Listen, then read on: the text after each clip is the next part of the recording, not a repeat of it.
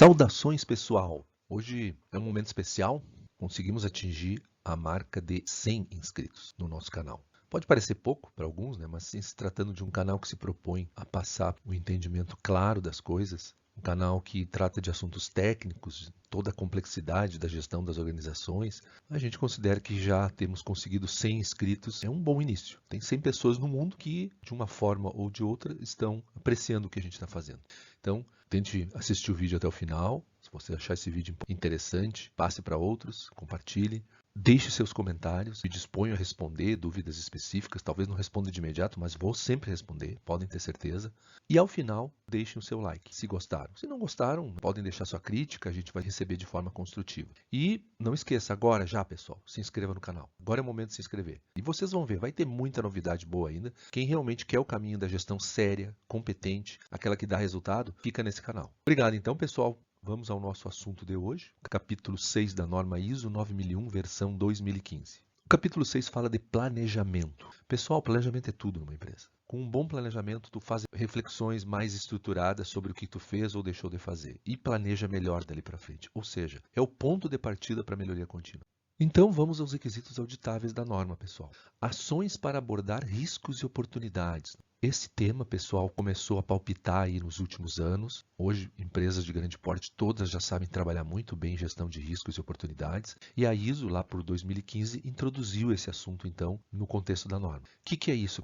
O mundo lá fora tem muitas incertezas, tanto para o lado negativo quanto para o lado positivo. Vídeo que a gente está passando agora, mas ainda assim, esse é o nosso mundo, pessoal. A gente só tem esse. Então a gente tem que saber lidar com esse mundo. Como empreendedor, como empresário, como gestor, como profissional responsável, mais ainda, porque as decisões que eu tomar vão impactar na minha empresa e vão impactar no mundo lá fora também. E o mundo vai responder, bem ou mal. Então a gente tem que saber lidar com o externo. É difícil, né? A gente se sente meio assustado, mas a norma prevê esse tipo de coisa. A abordagem de riscos e oportunidades, pessoal, ela nasce lá no capítulo 4, quando a gente avalia o contexto da organização, avalia as partes interessadas, os requisitos dessas partes.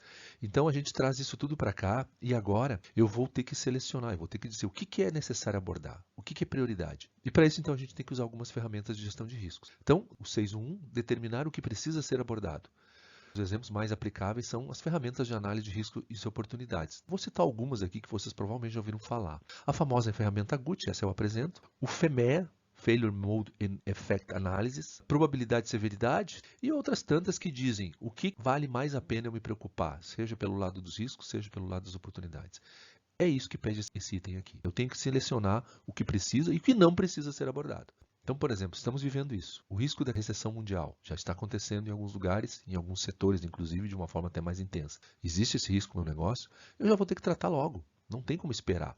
E aí sim, pessoal, identificados os riscos que precisam ser abordados, eu tenho o 6.1.2, que é planejar ações para abordar riscos e oportunidades. Fundamental aqui é trabalhar planos de ação.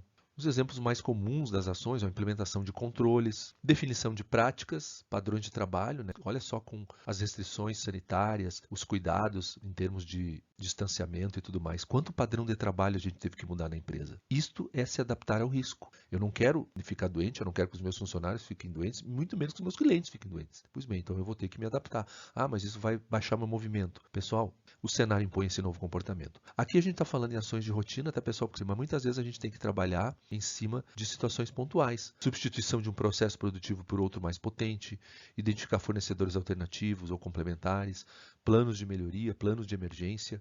De repente, enquanto não tiver vacina, eu vou ter que implementar na minha empresa, dependendo do ramo que eu estou, uma prática de testes contra o vírus, para que as minhas pessoas possam ser logo identificadas e isoladas caso tenham sido contaminadas. Posso também ter, como muitas empresas estão fazendo, sistemas de controle de temperatura na entrada da empresa. É um pouco incômodo para algumas pessoas, mas se aquilo for para poder ver sintomáticos e já isolar eles do trabalho e não aumentar o risco, que seja feito. Mas vai ser uma situação temporária, tende então a se atenuar. Pessoal, aqui um exemplo de ferramenta de análise de riscos, a famosa GUT, gravidade, urgência, tendência. Aqui temos o exemplo de um restaurante. Eles determinaram, então, vários itens, problemas, validado produto, estacionamento, demora na entrega, segurança, e depois fizeram uma avaliação. Aqui está a tabelinha, né? Gravidade, urgência, tendência. É uma escala. A gente vai da situação sem gravidade para extremamente grave, nota 1, no máximo 5. Na urgência, de não tem pressa para ter que fazer de imediato. E na tendência, de uma situação que não vai piorar para uma situação que vai piorar rapidamente. Faço um julgamento, normalmente por consenso, com alguns dados, trocando ideias com as pessoas que mais entendem desses assuntos, e multiplica G vezes U vezes T e vai dar o valor. E normalmente o pessoal estabelece uma linha de corte, vamos dizer que aqui seja acima de 50, então quais são as prioridades dessa empresa em termos de oportunidades e risco? Validade do produto, estacionamento, demora na entrega, segurança. Para esses, então, pessoal, eu tenho que fazer ações pontuais ou ações de rotina, claro que daí entra para a discussão de caráter mais técnico e operacional.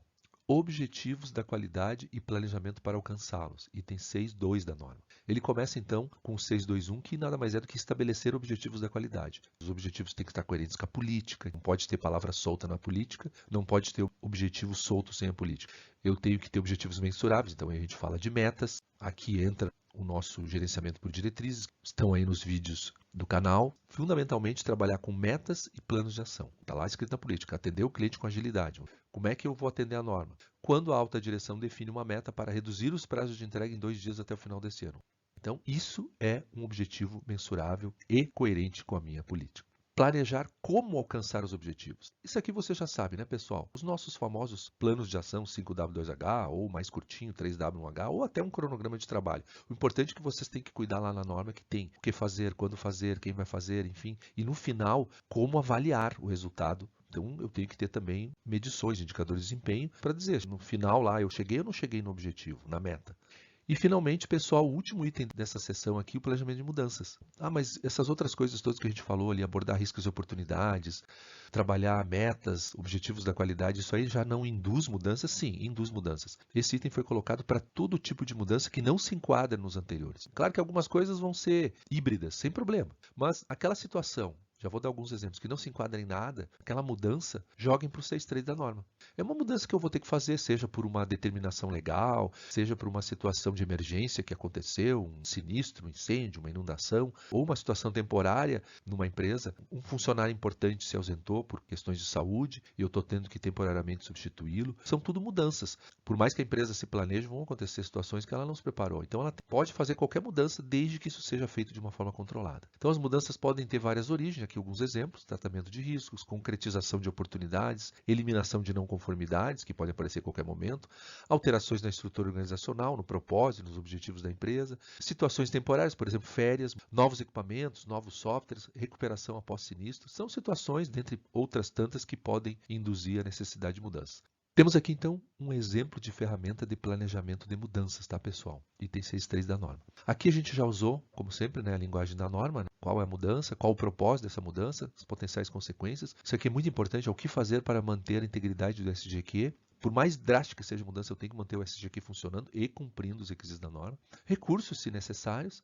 Alocação ou realocação de autoridades. Então, em função de alguma mudança, eu tenho que autorizar pessoas a fazerem algumas coisas ou desautorizar algumas pessoas a fazerem outras. Alocação ou realocação de responsabilidades também acontece. De repente, diante de uma situação de sinistro, eu tenho que modificar responsabilidades, montar lá o famoso gabinete de crise, como se fala muito agora, e definir um líder ou um novo líder. São situações que podem aparecer. Aqui temos um exemplo de uma empresa, uma mudança no organograma da produção, qual o propósito, a saída do supervisor, potenciais consequências, o que fazer para manter a integridade. Vão promover um inspetor da qualidade para assumir as responsabilidades, não tem recursos. Aqui alguma mudança temporária, então, na alocação de responsabilidades no setor de controle de qualidade, né? Até porque uma mudança na empresa às vezes causa mais outras 2, 3. E aqui a aquisição de uma nova máquina, que também serve, então, para eliminar o aluguel. Esse vai ter um custo. Vai ter, então, relocação de responsabilidades contra a direção e departamento de compras. Tá, pessoal? Então, são exemplos que a gente pode estar tomando como referência para fazer lá a nossa ferramenta. Precisa ser essa a ferramenta? Não. Pode usar os planos de ação desde que esses conteúdos ali fiquem claros no plano de ação, porque são requisitos da norma. Então, é um outro formato aqui de plano de ação, mais indicado, então, para esse item.